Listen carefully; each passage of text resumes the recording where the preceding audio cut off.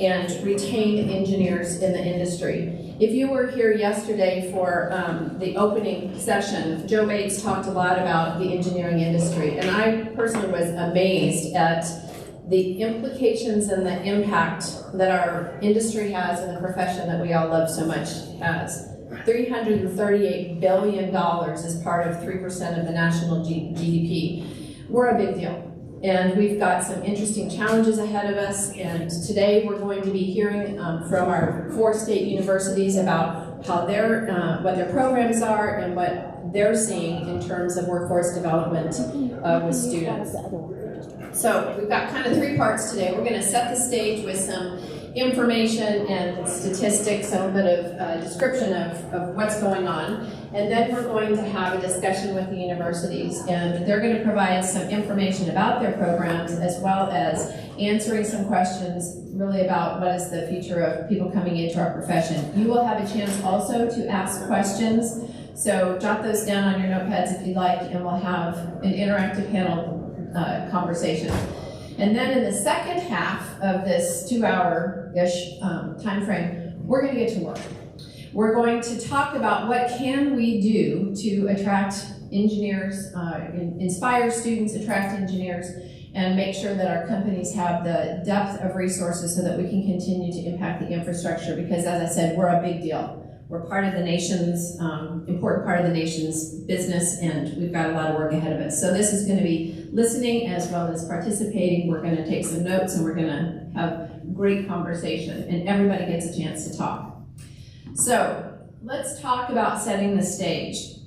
I'm going to read some notes, and I want to thank Greg Haggerty with Dibble Engineering for tremendous insights, accumulation of information to help us understand where we are, and I know it's his passion. So ACEC Arizona is a single united voice for engineers and land surveyors in Arizona. 182 member firms, and we're all struggling these days. We're struggling to find the workforce to fill the critical roles. It is attracting engineering staff, it's retaining the institutional knowledge, and it's delivering the infrastructure programs that our communities and everyone deserves. Still, fewer students are choosing an engineering career path. So we have a problem statement. We're at risk to continue serving the needs of our industry. So let's talk about what does our industry need in terms of a workforce. 4 years of an engineering degree.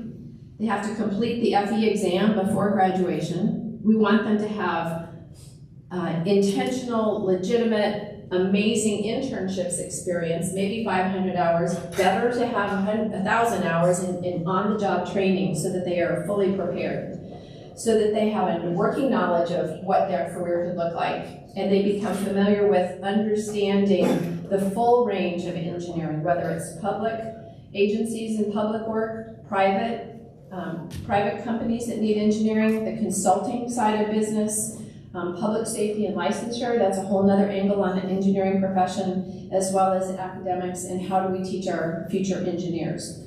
So there's a lot of things that we're looking for in our profession among these students, professionals.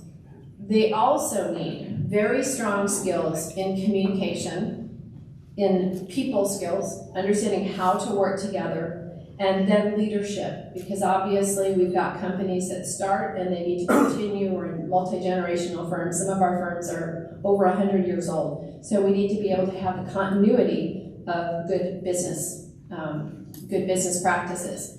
As a result, they also need entrepreneurial skills and leadership, understanding the business of the business.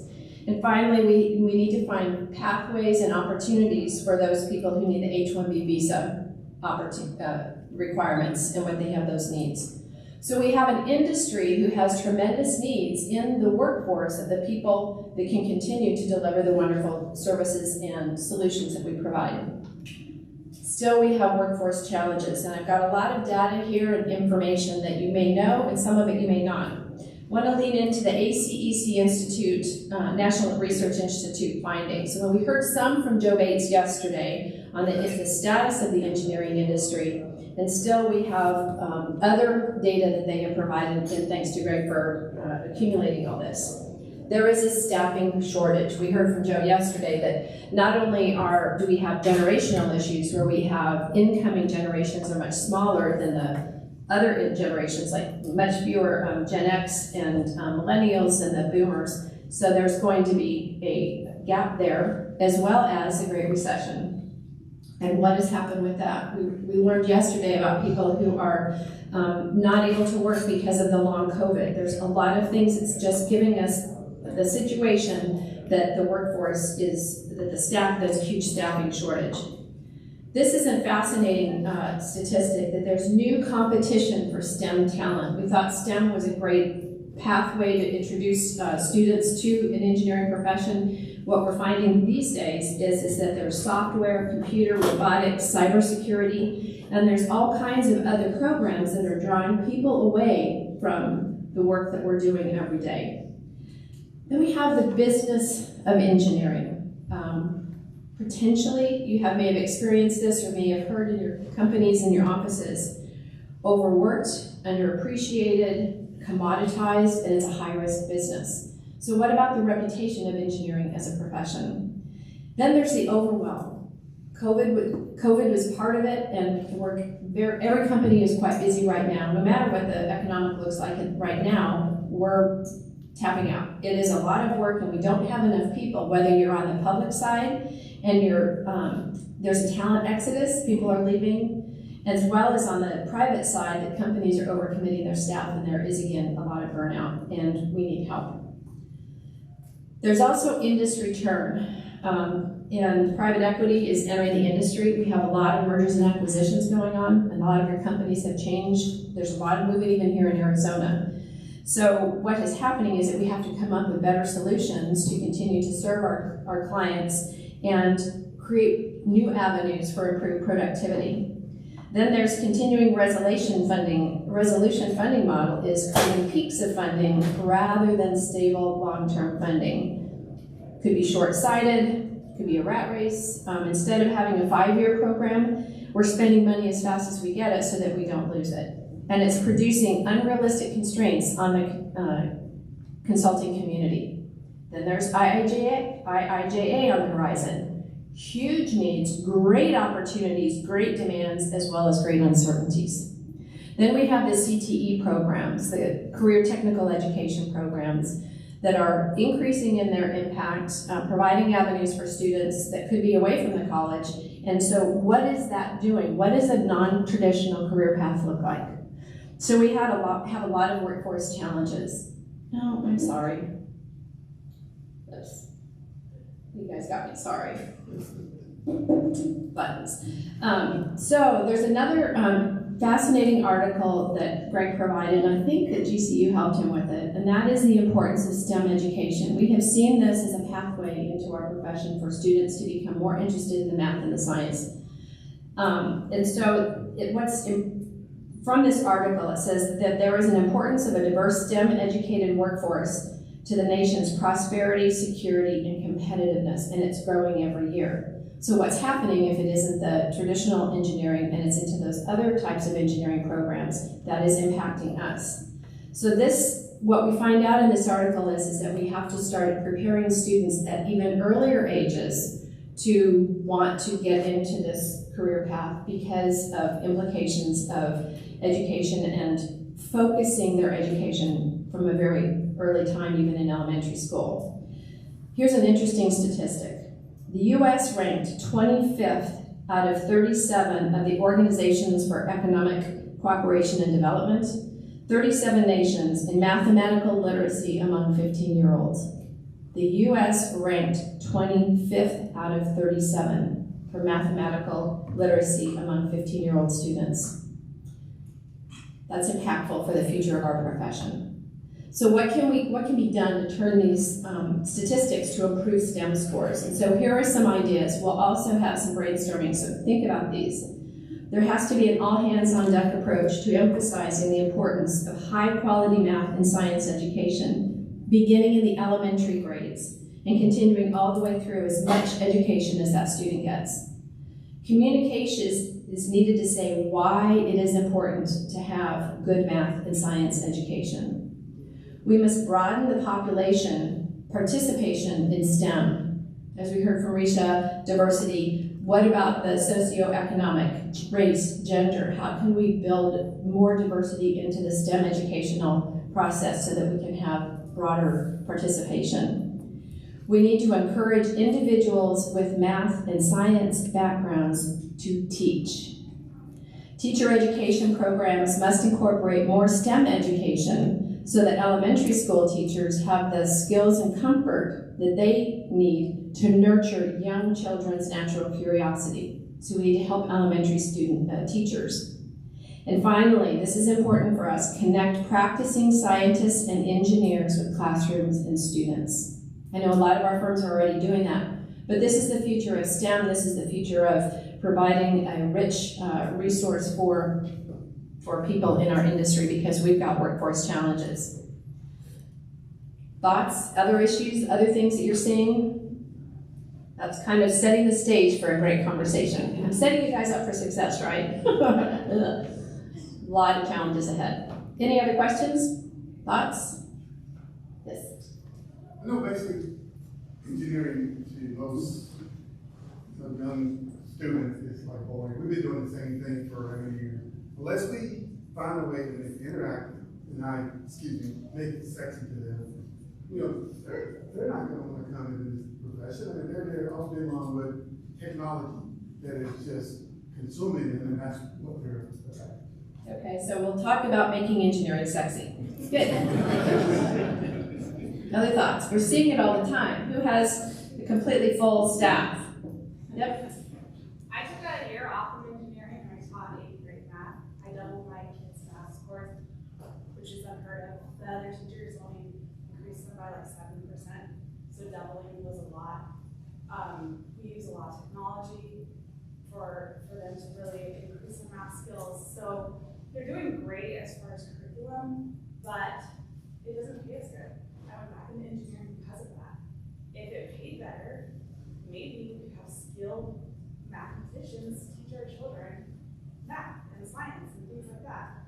So that's a huge concern. Absolutely, great. Keep some of these ideas and we'll talk about this in the future to brainstorm. And what we're going to do is in these brainstorms, and we promise to have results of this conversation so that we can act upon it after the session.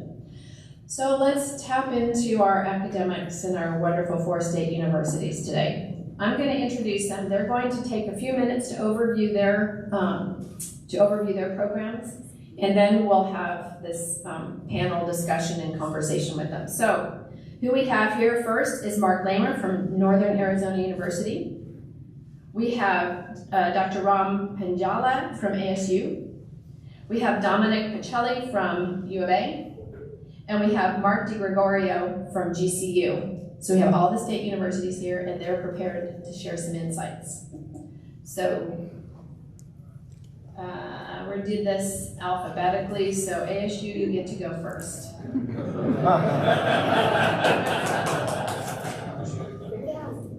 So yes, so I'm going to show the slides. You can just sit there and kind of give us an overview and relate to your slides. And this is just a real brief overview, about 5 minutes or so. So you should be good. So you'll flip the slide and I'll just... I will flip the slides, yeah. You tell me when to go and I'll go. Okay, wonderful. Thank you so much, Rob Pindiala from the School of Sustainable Engineering and the Built Environment at ASU. Go Devils. Wonderful to be here to talk about a topic of great interest. This is what we're all about and very passionate about, really educating and training the workforce of the future. So thank you for organizing this session. Greg, thank you for having us. Really means a lot to me to be here and talk a little bit about who we are and what we do. So the School of Sustainable Engineering and the Built Environment is home to civil engineering, environmental engineering, the Delhi Webb School of Construction, which offers both a construction management and a construction engineering degree programs, as well as environmental engineering. So we offer pretty much the full range of civil construction and environmental degree programs. Our school is home to 2,200 students, so we're somewhat big, but by the standards of the Ira A. Fulton Schools of Engineering, we're actually rather small. So the Ira A. Fulton Schools of Engineering is now 30,000 students, and we are 2,200 of those 30,000 students. So we're just, a model built on scale and size and access. And so out of the 2,200 students, about 1,200 students are in the construction realm. That is the Delaware Webb School of Construction, mostly construction management or construction engineering is somewhat on the smaller side. And the other 1,000 students pretty much across civil engineering, environmental engineering, and we have some online master's degree in sustainable engineering as well. In addition to the online masters in sustainable engineering, we also have an online masters in construction management. And we're thinking about trying to launch a few additional degree programs online as well. COVID has certainly taught us that we can do certain things very well online and perhaps attract and appeal to students who may want to work and go to school and have the flexibility that an online program can offer. So that's all about our student data. In terms of growth, actually what we have seen is our construction side has grown impressively. So our Delaware Webb School of Construction has a fantastic relationships with industry and has really developed an ecosystem that is very appealing, very attractive. They actually have a dedicated recruiter. So there's a dedicated recruiter in the Delaware Webb School of Construction, completely paid by the construction firms. We do not pay her salary. And she is every day out there in K through 12 settings with lots of cool stuff, lots of swag, lots of free giveaways, and taking students on field trips to construction sites. The students absolutely love going on those field trips. They get excited. They find it very cool to be out there and really seeing things in action and come to life. And so we feel that having that person has really made a difference in construction. Industry engagement has made a huge difference. In civil engineering, we kind of peaked in about 2016. And after that, our enrollment has actually dipped in civil engineering. We feel we have maybe turned the corner. We've kind of bottomed out and we're beginning to turn the corner on civil engineering. Our environmental engineering program is the newest program. We have about 200 students in environmental engineering, the BS program. And what we notice is that the environmental engineering program did not necessarily cannibalize students from civil engineering, because if you look at the gender ratio in civil engineering versus environmental engineering, it is very different. In environmental engineering, 60% of the students are female. In civil engineering, we're working at it, but still it's about a 25 or maybe a 30 to 70 split, female to male. And so the environmental engineering program has actually attracted students new to our school who would not have come to us otherwise, and has really helped us diversify the talent pool and our student body in very impressive ways. We do have an industry group, and Greg is quite active in that group. It's called the Friends of Civil and Environmental Engineering. We have a similar group on the construction side, the Industry Partner Circle. And these are our industry boards that really work with us. Jennifer Todd serves on our Civil Engineering Advisory Board. And these are the industry folks who really help us, engage with us, give us advice on what we should be doing, and try to support our students day in and day out, that we are very, very grateful for that. Thank you. Yeah, that's good. Let's keep going so that we've got plenty of time for questions. So Mike, he knows his alphabet. Sure. So I got that, a while ago in, I guess, kindergarten. We're going to start off here. So I'm from GCU, Grand Canyon University. You might have seen the billboards, right? We are the thunder in the heart of Phoenix, I believe is what they say, right? But we are a small private Christian university, and we have an engineering program that you may or may not have heard of. Now, I will preface all this by saying that we currently do not have civil engineering. I am the chair of mechanical engineering, but somebody many pay levels ahead of me is looking into what it would take to have civil engineering at GCU. So I'm not guaranteeing that we'll have civil engineering in any amount of time, but it is something that we are looking into and something that we're taking very seriously. So here we have a couple of charts just detailing our numbers and how we've grown over the years. Our program started in 2015, and we graduated that class in 2019. And they were about 47 students, and now we have a total of, I believe it's almost 900 students who enrolled this year as freshmen. And so we've seen some really good growth. We had ABET accreditation for the first time in, I believe that was 2019. We were eligible because we had our first graduating class. All of our programs, biomedical, mechanical, electrical, and all of the sub-emphases therein were accredited. Our Bachelor of Science and Engineering program was accredited, and our MET and EET programs were also both accredited. We like to say that we are building global leaders for the world. And so that entails us having students who are driven to make changes in the world and better improve the quality of life for others. So thank you. I'm moving these kind of fast for So it's all right. We're good. So opportunities we give our students. So I think what I've heard from people who ask questions and what we're kind of focused on here is how do we do our engineering education at GCU, right? That's kind of really what you want to know.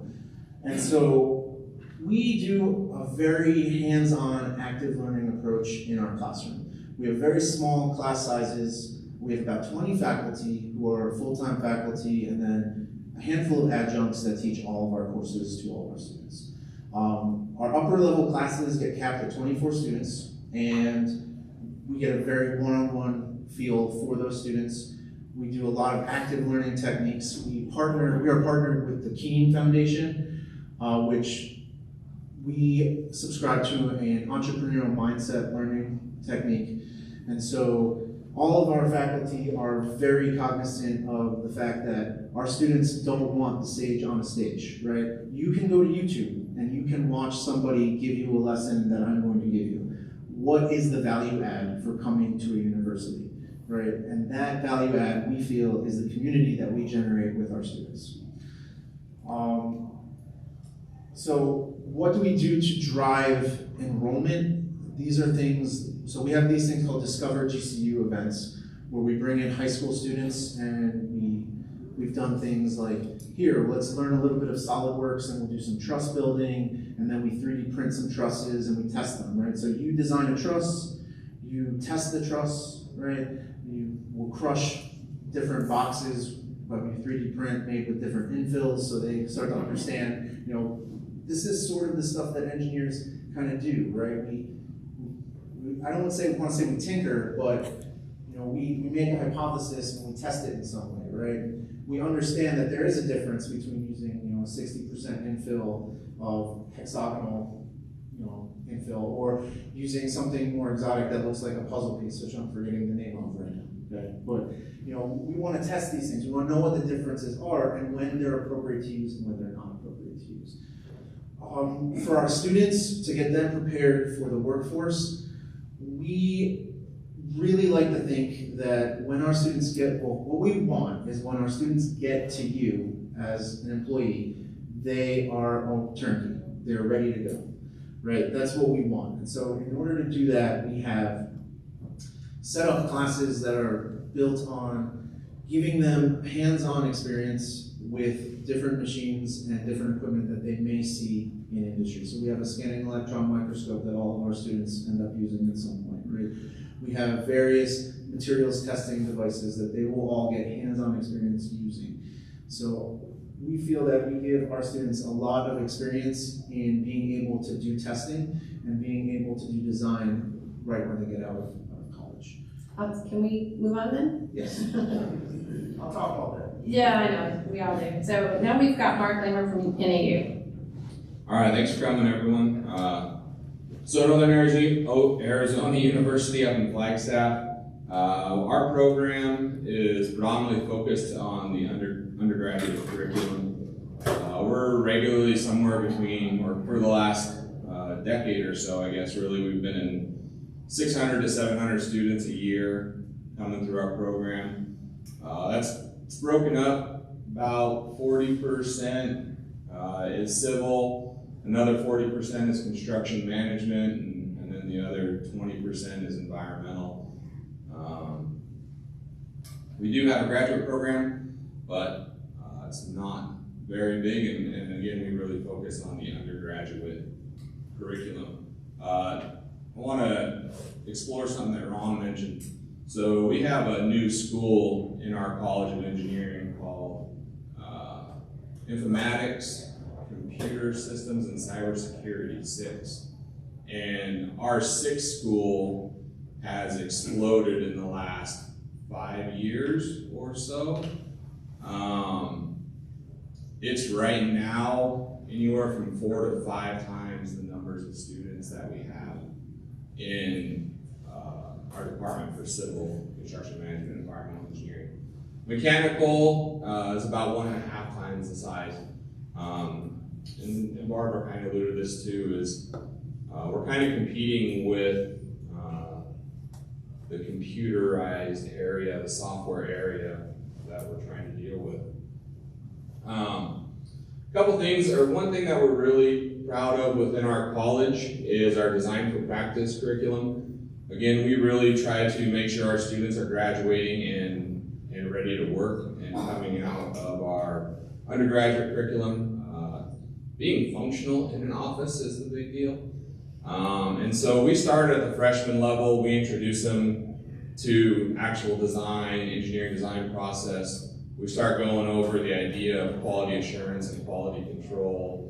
And then we run them through a sophomore and a junior, and then a lot of you, I'm sure, are familiar with your senior capstone design courses. It all culminates in our senior capstone design. And what we found with that Design for Practice curriculum is, in general, we get pretty good reviews from you all that our students are graduating and functioning pretty dang well in the workforce. Something we are seeing that is a struggle is always trying to teach the fundamentals, still trying to do statics and mechanics and statistics and all that, but keeping up with technology.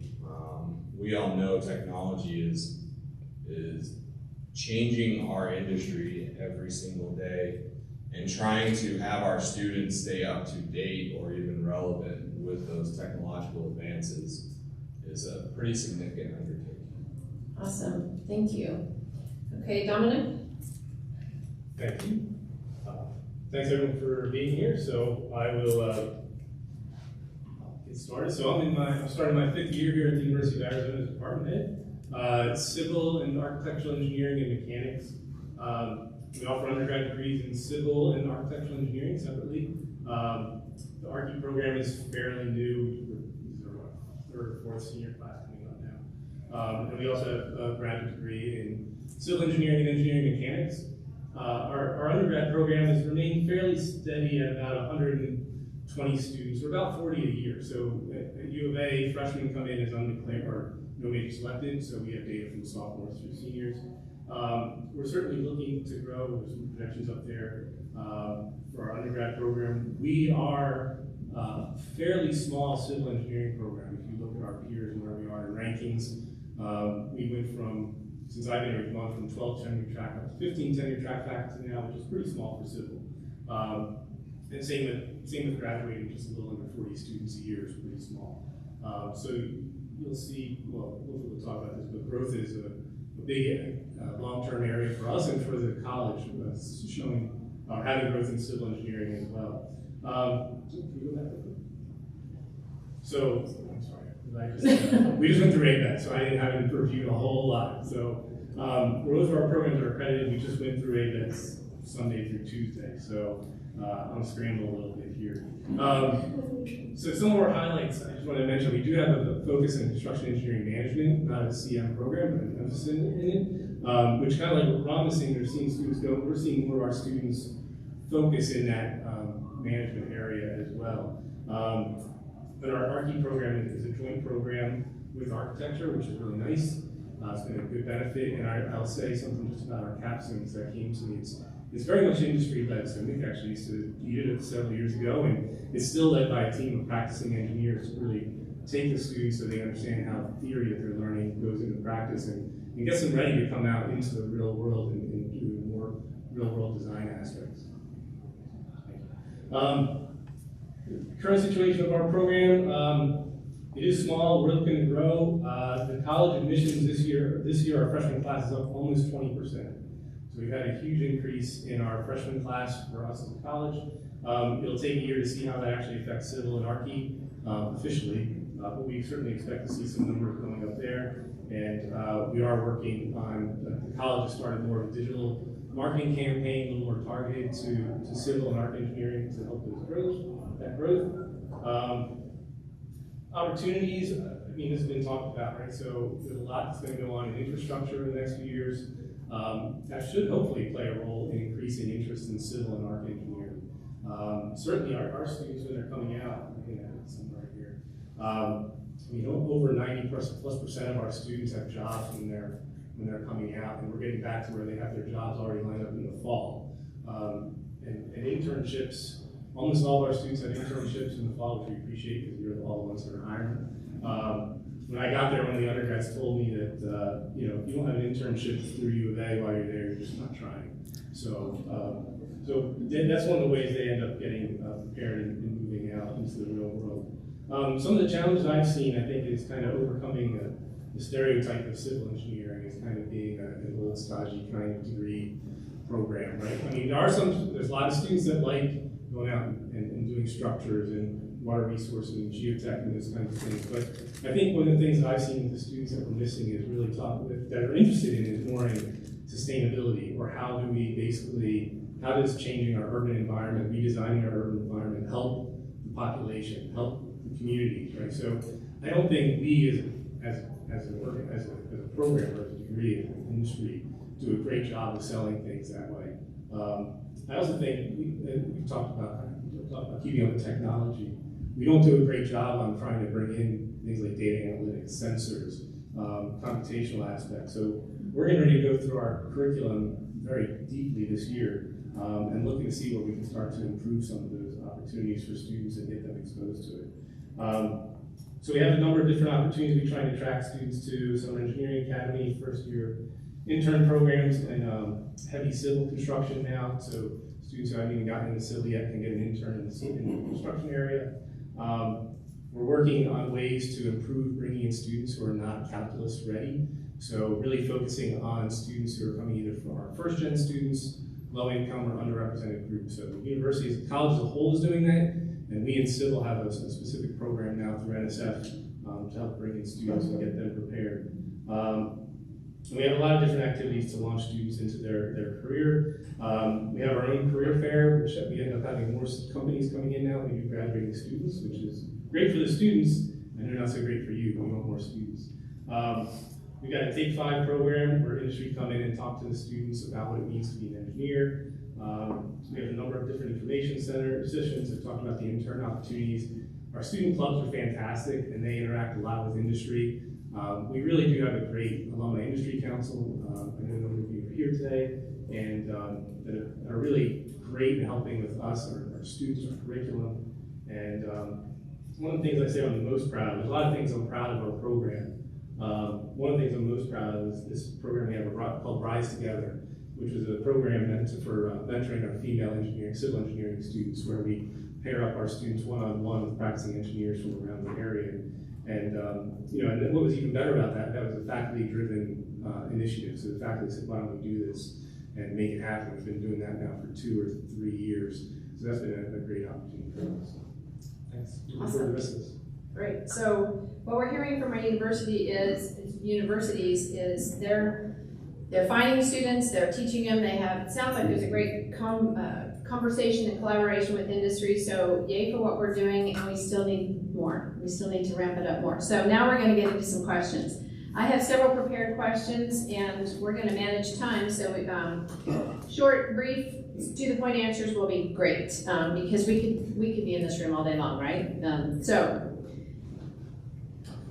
this is who's coming in. So what are your observations about the current generation of engineering students?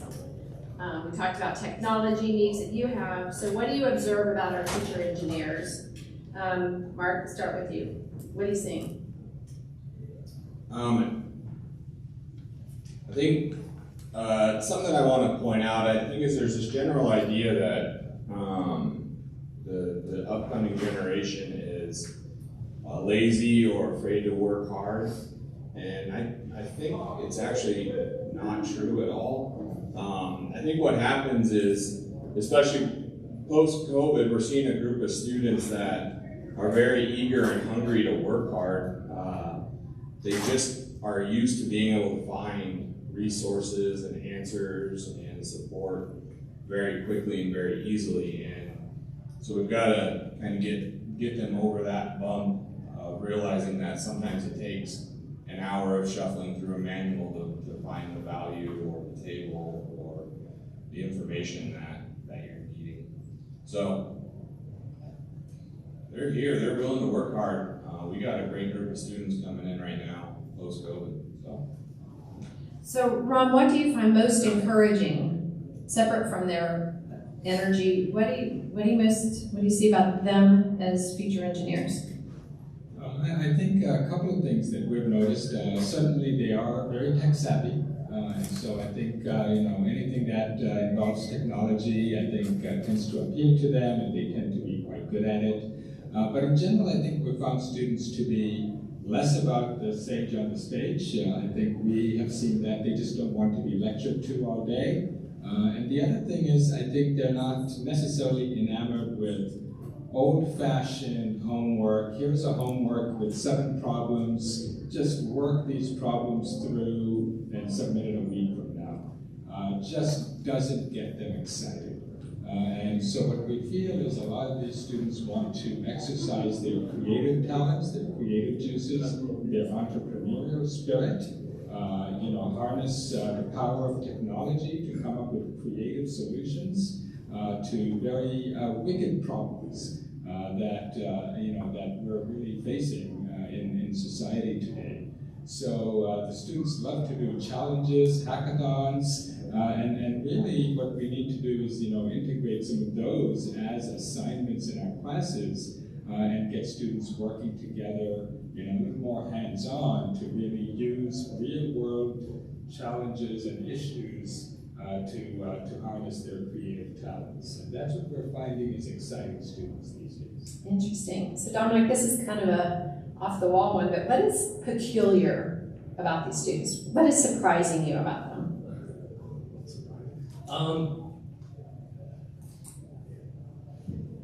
That's a good question. I kind of mentioned too, I think the surprising thing for me is that these group of students are coming through are looking for a little bit more of a meaning or purpose to what they're doing.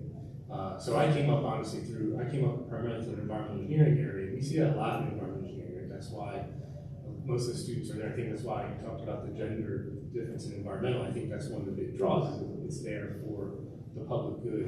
And I think what I'm seeing is that the students want that. If I look at, I'll use our architectural engineering seniors, they very much at the end of their career are looking for some sort of integrated design course that's going to tie in with sustainability, energy activities, or energy savings. How do you improve quality of life? So that's what they're looking for, and I don't know that we as a field have responded very well to that. I'm critical of ASC for that, but I think that's something we need to sell, because if we do that, we do all those things, we just don't package it and market it well that way to them. And we miss some of that, I think, in classes. We don't necessarily tie that all together when we have some opportunities to do that. So, Mike, we're going to start with you, and I'll maybe each of you can kind of tell us your impression briefly is what is the perception of the industry? What are you hearing from the students? What is your perception? I think that students, so speaking for GCU students, I think that they're very plugged into where to look for jobs and how to do that. Our perception from the faculty side is that based on our faculty advisory boards and whatnot, that we are providing them with students that turn into great employees. We haven't had any complaints on that front, but you know, I love that we have capstones that are industry sponsored, right? And the students love those as well. We have a really good relationship with industry for the disciplines that we have, and we are continuing to grow that, you know, with time. So from our perspective as a faculty, we view industry as our end customer, really. I think education is tricky because you have a couple of customers, or you have the student who is also your product and your customer at the same time. And when do you treat them like a customer, and when do you treat them like a product, right? Because I can't just give you A's because I want the customer to be happy, because at the end of the day, the real customer is you guys. And if I give you a defective product, you're not going to come back looking for more products. So I would say that is our big thing, is we view industry as, you know, you guys are who we are ultimately serving, but we are here to serve the students the best that we can until they get there. Okay. Dominic, what are you hearing about the industry? Overworked, hard, risky? Overworked, hard, risky. That's confirming what we're hearing. Like a department head. So, I don't know that I hear that so much coming back. I think the students, when they go out, I feel like our students that are going out to get exposed. I mean, civil engineering is pretty broad, right? Civil engineering industry is very broad. I think that's one of the challenges. But I think when our students, I think when we interact with all of our industry partners the way we do, it gives students the opportunity to see what their opportunities are moving forward. I feel like they tend to move into the areas that they're happy with and excited about, and I don't necessarily feel like that comes back to them as being overworked or underpaid, although salaries are going up pretty rapidly in civil engineering in 4 years I've been following the numbers. But I think, so I don't know, I feel like our students come out and are happy with that. I don't hear anyone, you know, complaining about being overworked or underpaid. Okay. Ron, do you have insights about what the reputation of our industry is? Yeah, I mean, I think that, you know, obviously, you know, our students are the self-selected sample that actually chose this profession. So really, they don't come up with any complaints. They chose this profession because they want to make a difference in communities. They want to leave a legacy, so to speak, in the communities in which they work and live. And so our students are very excited. The graduates are just absolutely delighted with the education that they receive, all of the engagements, the internships experiences that they get. And so really, I think part of it is, what is the perception of the industry among the students who did not choose our field? And there, I think, is where we need to gather more data about what is that perception. And my sense is that it is a lot of work. Perhaps the salaries are not as wonderful as in the high-tech fields, the computer science, computer engineering, electrical, mechanical, and so on. And perhaps they also see it as not as technologically appealing. That's just not there. They're just very used to this video gaming technology for everything type of generation. And perhaps their perception of the field is not a very true depiction, because certainly we use computers and computational approaches throughout our work. But really communicating that to students at the K-12, I think, is what could make a big difference. So if we want to make engineering more sexy is what we were talking about. Yay. Mark, additional thoughts? I would just say, I would agree with the gentleman up here that I think the negative perception upon graduation or coming in is really the exception of our students. Most of our students come in, they're excited to be part of a team, they're excited to make a difference. And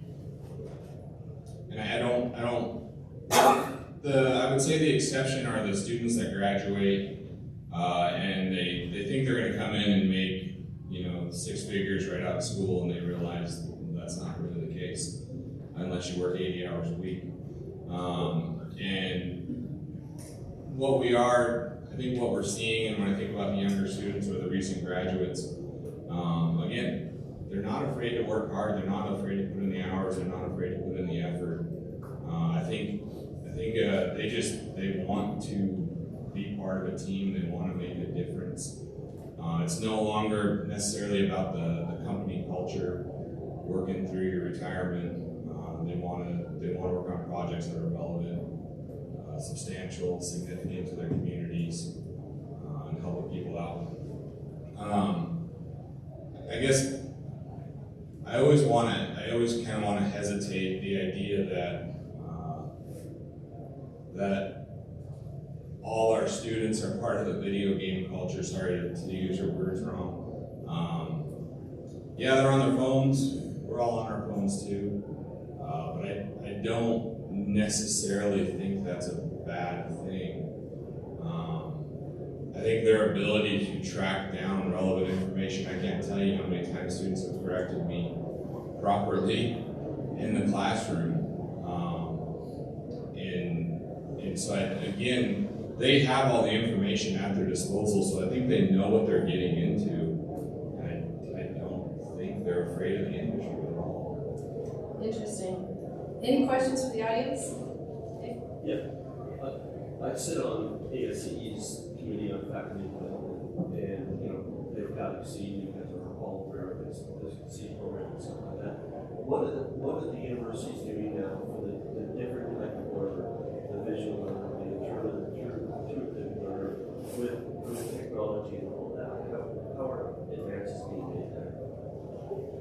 I know at NAU we will put together individualized learning programs for students as they're needed, but I think a big thing that we do, and COVID pushed us into this pretty heavily, is this idea of a blended learning classroom where we use videos or software-based tutorials, things of that nature, and also what's called the flipped classroom. I'm not sure how many of you are aware of that.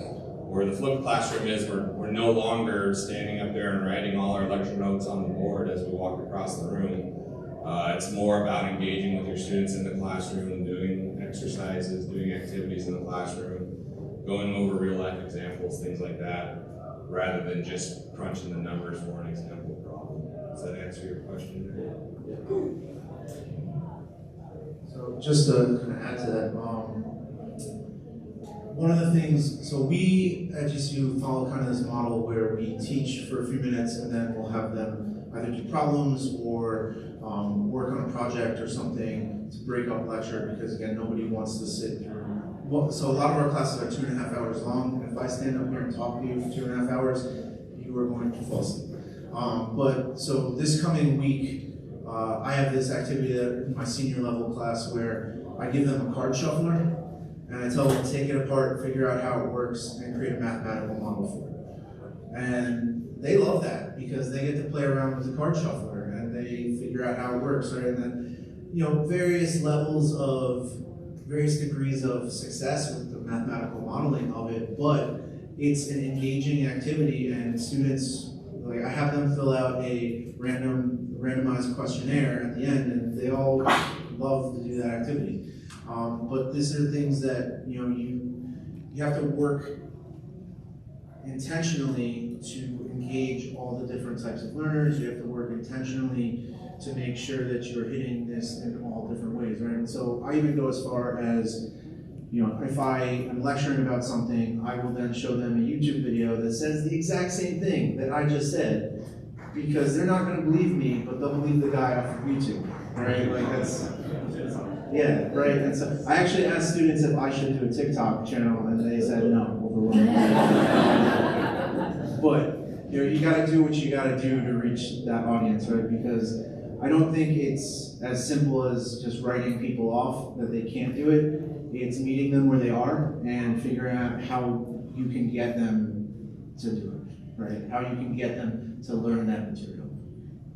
So I have a question kind of to the audience to think about. What you're hearing from our universities are different kinds of teaching styles, not the sage on the stage, these activities, tearing apart card shufflers, and much more integrated and active learning. Is this preparing your future employees? Does that make you think, oh, they're learning differently, is that preparing them for the career in civil engineering that you want? Again, problem-based learning is the hands-on learning. When you're doing that, that's the beauty of that, and that's the beauty of the capstone.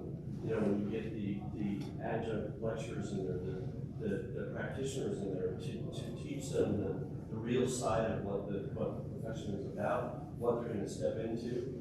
I had a class that I had one class that I entitled the discussion your parents should have with you about investment. And I had a stockbroker come in, talk to him about all that, and that was I was always certain that was one of the most interesting classes to have, because you're going to go from 0 to 60 miles an hour as far as salary goes. You got ESOPs, you got IRAs, you got Roth IRAs, but how are you going to, you're going to have all this, how are you going to deal with it? Exactly.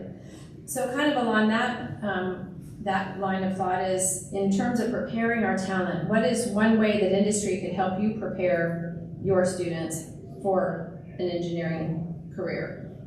You talked about a lot of, the capstone classes, industry is supporting it. You talked about, the recruiting program at ASU, when the industry is paying for helping you to get out and recruit students into your program. What is one thing that you want from industry to help you as you prepare your customers for with the products that you're producing?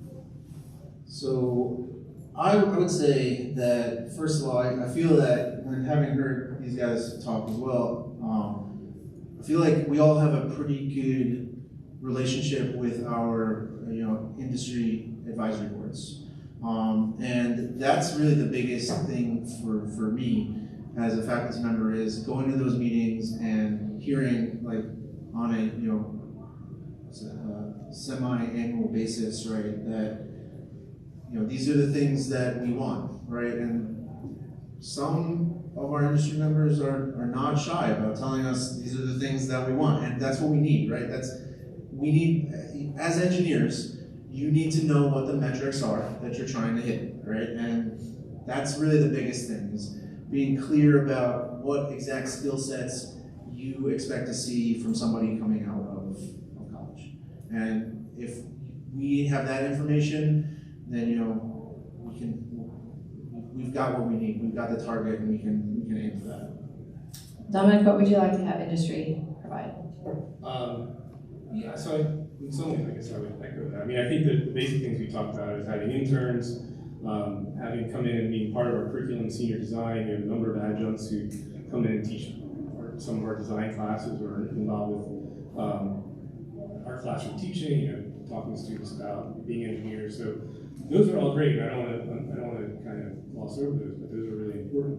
But I think, to echo the previous sentiments, having industry coming to us in our industry advisory board and talking about what they need is really important to us. I mean, that's why, honestly, our civil program has a construction engineering management emphasis. That's why we have an architectural engineering undergraduate degree, because the industry said to us, we need students with these skill sets. So that's one of the biggest things we need, and I'll put in a shameless plug for our program, or request, I guess. Since we're going through our curriculum, I'm looking for folks from industry. I'm reaching out to our own alumni industry council, but we're looking for people to be involved with that and take a look at our curriculum and give us an idea of what you're looking for. So we can help to, we can tailor and update our curriculum to the needs of the industry. Good. Ron? Yeah, just, we're very grateful for all that you already do for our students, whether it's internship opportunities, employment opportunities, engaging in capstone, guest lecturing in classes.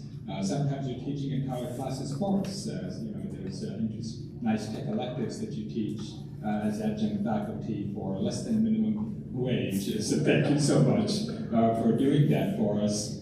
So, I think there's a lot you're already doing with us, for us. Of course, if you can help more, that's great. And students are always struggling financially. If you can help with scholarships, that would make an extremely tremendous difference in their lives. But where I think you could make a big impact is if you actually go to K through 12. Talk to classes about the exciting projects you're doing, the legacy that you have left behind in communities, the computational tools that you brought to bear on those projects.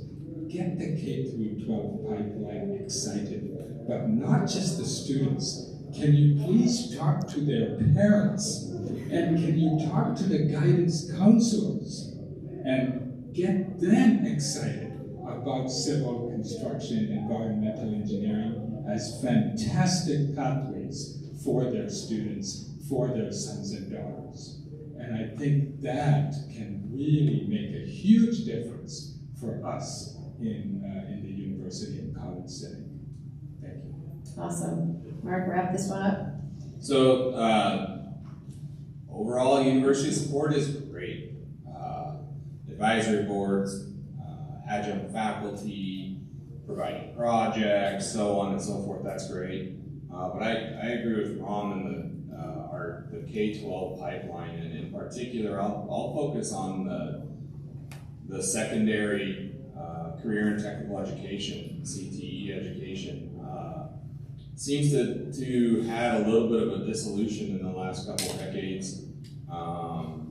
And I think that is significant. Our students understand math, they understand science, but they haven't been exposed to drafting, or they haven't been exposed to construction industry or industry in general. And I think that career and technological education, the CTE, middle school, high school, I think is significant. I think that's where the industry has to play a role. Not necessarily going into the classrooms, but being the voice to push that we need to support the CTE programs and develop the CTE programs and maintain the CTE programs.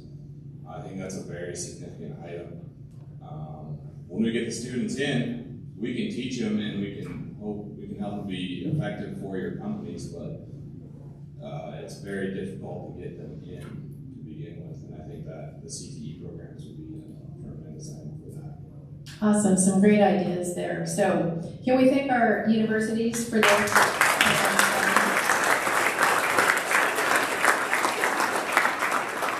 Okay, they've done their hard work, now you get to do your hard work. So what we have are 8 tables, and each of you has table topics.